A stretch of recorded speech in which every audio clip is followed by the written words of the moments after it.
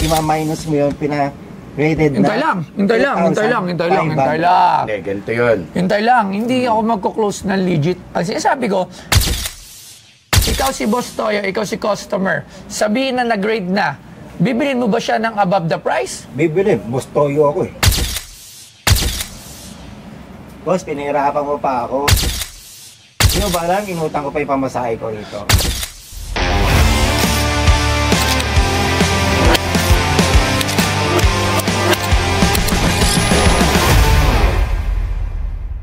Ba, naka-shades ka? Pag-shades din ako. Alam mo, ikaw lang naka-shades ka. Oh. Tagal ko yun ng tay. Alam nga matagal yung time mo. Anong pangalan nyo? Cesar, boss. Cesar, Boss Toyo, ano po sadya nyo dito? Oh, boss, baka mukhang nakalimutan mo na yata. Sino ko ba? Mukhang nakalimutan mo na eh. Sino ba siya? Mukhang malilimutin ka, boss. Ano ba yun? Anta lang, lagyan mo ito, Mike. Ano yun, kuya? Anong sadya nyo ba dito? Bagay, last year yung boss eh. Pero napakabata mo para malimutan mo. Eh, so dami pa naman ang pumapasok dito. Sobrang dahil ko nakakausap. Ano po yung ating sadya? Boss, yung pinagraded yung ancient coin. Yun na nga. Ay, part 2 pala to. Part 2. Merong continuation. Part 2. Alam ko, okay na yan. So, Part sakto, two. meron tayong Pinoy po sa dyan si Arman. Alam ko, nasabi na yan sa akin. So, syempre, tawagin na natin ang ating coin expert at kung saan kami nagpapa-slab ng mga coins, yung MR Legacy. So, tawagin natin. Arman, pasok! Ayan. Ang galing mo, Sakto-sakto ka, Sakto-sakto ka. Sakto-sakto, Sakto-sakto, Polestar Day na bisita. Ito pala yung sinasabi mo sa akin. Hinahanap ko kasi siya sa Facebook. Kasi hindi ko na siya makita. Actually, iba yung account niya eh. Iba yung account niya. kasi nawala rin yung Facebook. Actually, last week pa niya sinabi sa akin na okay na yung coins na pinaslab ko. Eh ako, sobrang busy ko. Anong pinaslab kong coins? Yung pala yun. Ano yan? Patingin nga natin yan. Lagay mo nga ito, Boss Arman. Yeah. Inano nyo Pinagrade na. Ito pala yun.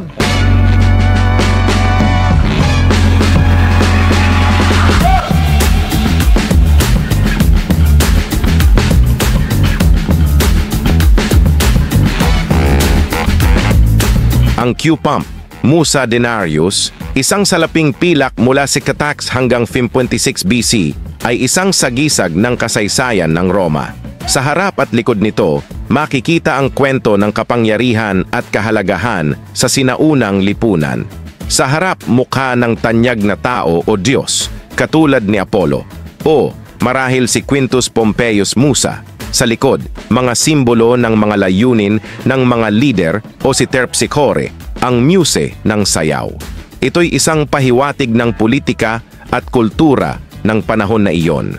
Sa panahon na ginawa ang baryang ito, ang Roma ay dumaan sa malalaking pagbabago. Ang mga makapangyarihang tao ay nag-aagawan ng kontrol, at ang paraan ng pagpapamahala sa Roma ay malaki ang magbabago. Si Quintus Pompeius Musa ay malamang na isang mahalagang tao at ang kanyang barya ay nagsasabi sa atin ng bahagi ng kanyang kwento at kung ano ang nangyayari sa Roma. Ito ay isang maliit na piraso ng kasaysayan na tumutulong sa atin na maunawaan kung ano ang buhay noong sinaunang Roma. Sa pamamagitan ng pag-aaral dito, maaari nating mas maunawaan ang mga tao, politika at kultura ng panahong iyon. Ito ay parang isang time capsule mula sa mahigit na 2,000 taon na ang nakakaraan. Ipalabas natin yung episode na yun.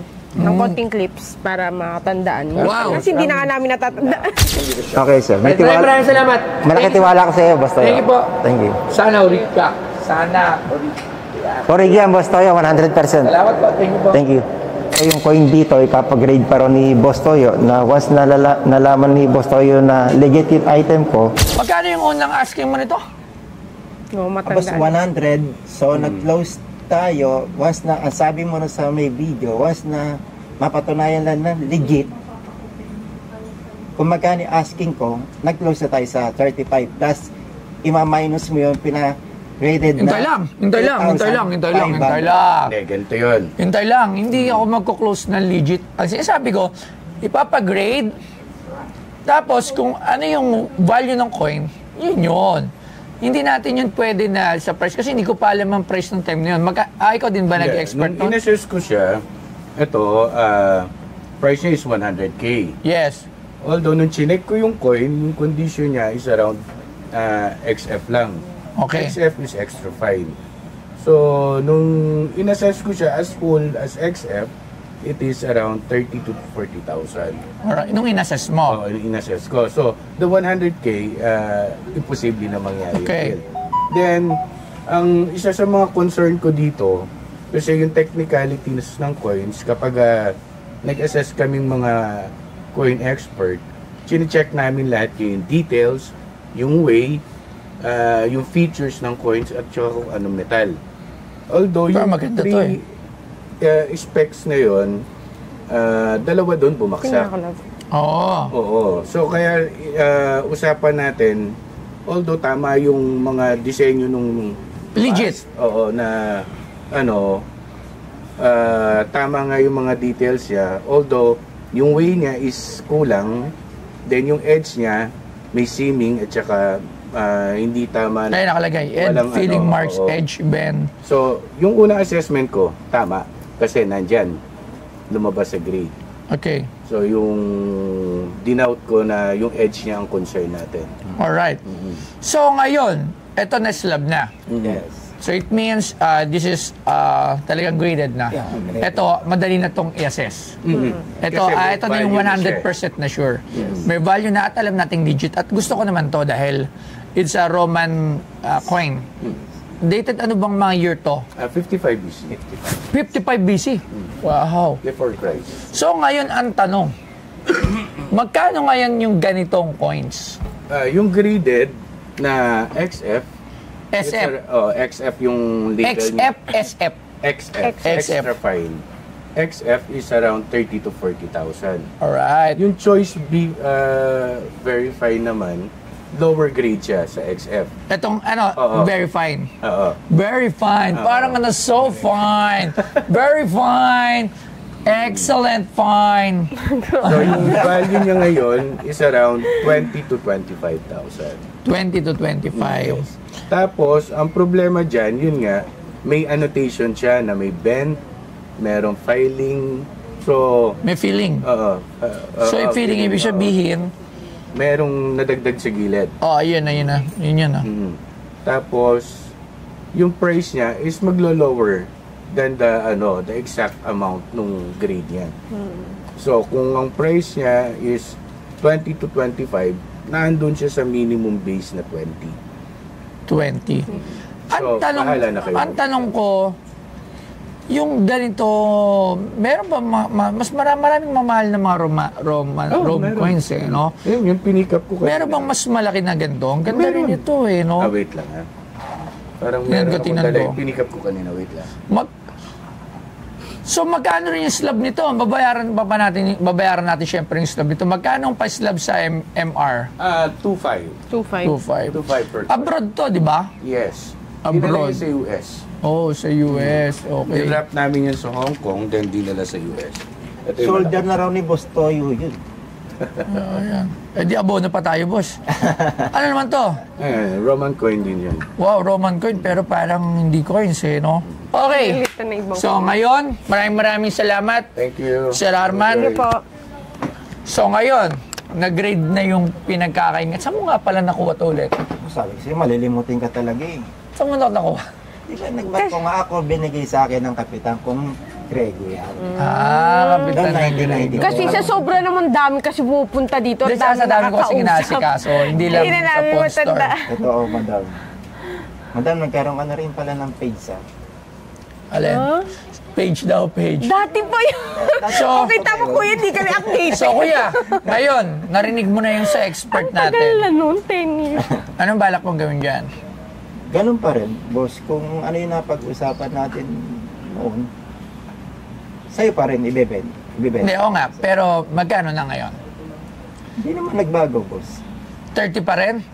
Imposible tayo sa 30 dyan. Kasi graded na yan. Pag graded na, Ibig sabihin, graded, legit na. yes, legit na. Legit na. Pero hindi naman porket legit, you have your own price.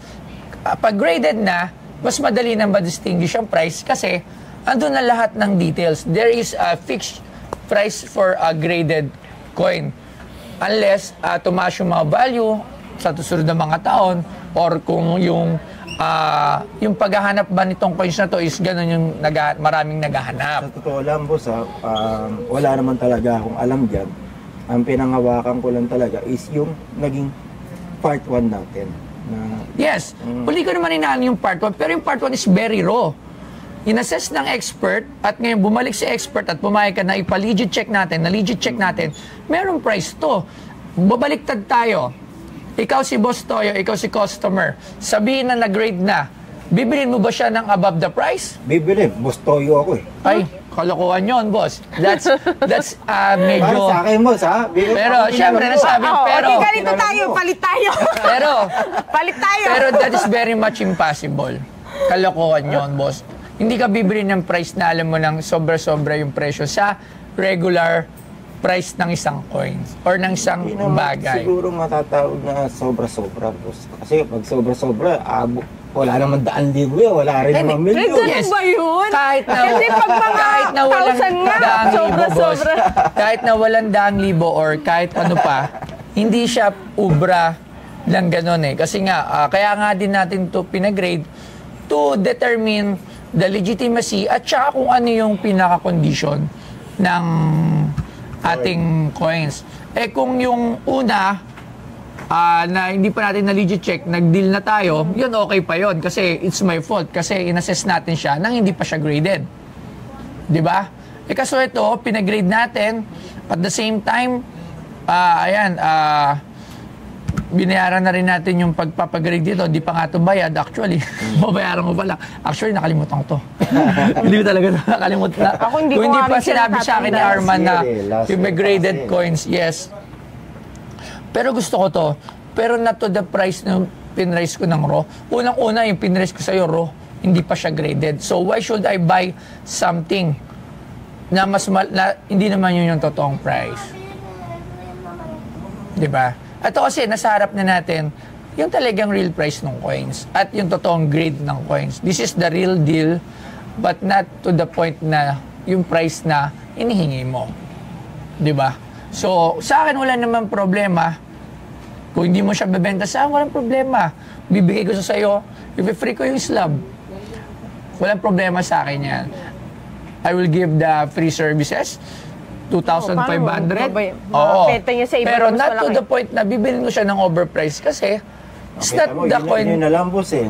Para ka nagtatapon ng Okay lang yun kasi mas gusto ko yun. Kasi naman, magkaroon ako ng something na I know the exact price, I know the price market value of the item, pero tinaasan ko pa.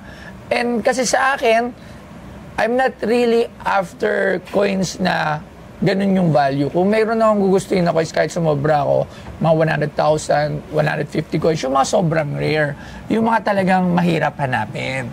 So, yun yung basehan ko eh. So, yun yung sa side ko. Ngayon, I'm offering you can, pwede mo siyang hindi benta sa akin kasi yung price mo na 30,000. Sa tingin ko, hindi siya kasi it is graded na and determine na natin yung price nito. So, bibigay ko sa'yo, free yung slab, 2.5. Oo. Or, At least graded na ang coin. magkano yung bagong price mo? Okay. Sa akin, 25. At least bumaba, boss. Pero hindi. Bumaba. Ang sakit. Ako kung bibilin ko to,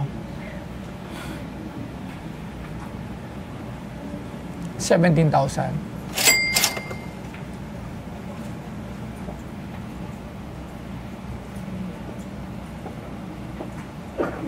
$22. 18. Magkano yung tawad mo? 21. 19. Boss, pinahirapan mo pa ako. Hindi mo ba alam, inutang ko pa yung pamasahe ko rito. Taga saan kayo? Taga saan kayo? Taga Sampaloc. Sampalok. Grabe ka, Sampalok na. Akala ko taga-probinsya. Walagang gasto, 100 lang yan. Balik mo yung ano. Magkano? 19. Sarado mo ng 20. Okay. 20. Okay. Sa deal. So, pumatak siya ng 20 to 5 kasi may 2,500 yung ano. Actually, naganda lang ako dito kasi yung sa Roman mukha. Eh, yun naman ang sabi mo sa first video Oo, natin. talagang kasi, Basta't legit. Oo. Na legit. Gumanong ka. tapos kung ito pala, mas mataas palang grading, wal pala. 120. Oo, so sa mga viewers, oo. Pag may mga Roman coins kayo, ito yung mga kinukulit ko, hindi yung mga, kasi ang dami Mga 10 pisong Hindi, boss. oo, ang dami nagsisend. Please lang, parang awa nyo na, tigil-tigilan nyo na. Kung meron kayong ganon, kung talagang totoo yun, dali nyo kay Boss Toyo. Hindi, yun din. Hindi, masermonan sila. Hindi, meron na. Actually, meron na nagdala noon, na ganon. Ngayon, ang dami sa page ko, puro ganon. 10 piso, yung mga lampas kwelyo, yung mga, hindi po totoo yun kasi marami po yung mga nagko-coin vlog na hindi totoo. Nagpapataas ng views. Oo, pero wala pong katotohanan yung mga ganung presyo. Piti yung mga 1972, 1973 na mga piso, common coin din lang po yun. Sobrang dami sa isang araw, hindi lang ata 100 ang nagsisend sa akin ng coins na ganon. Tapos yung iba nagtatanong bakit daw hindi pinapansin. Ulitin ko po, common coins po yun. Pero kung ganito ang mga coins nyo, katulad kay Kuya, mga Roman at iba pang mga magagandang coins, Punta muna kayo ng Greece. welcome na welcome po kayo sa Pinoy Pawn Star. So sir, maraming salamat po. Maraming salamat, Boss. At pasensya na po at hindi ko kayo natandaan. Pero at least I have your Roman coin. Paalam ka na dito sa Roman coin mo. Okay, akin na to. Start mo, men. Geng. Eto, salamat. Nabigyan ulit kami ng part 2 dito sa may Pinoy Pawn Star. Dahil nagkaroon na ng resulta yung matagal ko nang inaantay dito sa Pinoy Pawn Star. So, yun, nagkabayaran na kami sa totoong presyo. Salamat.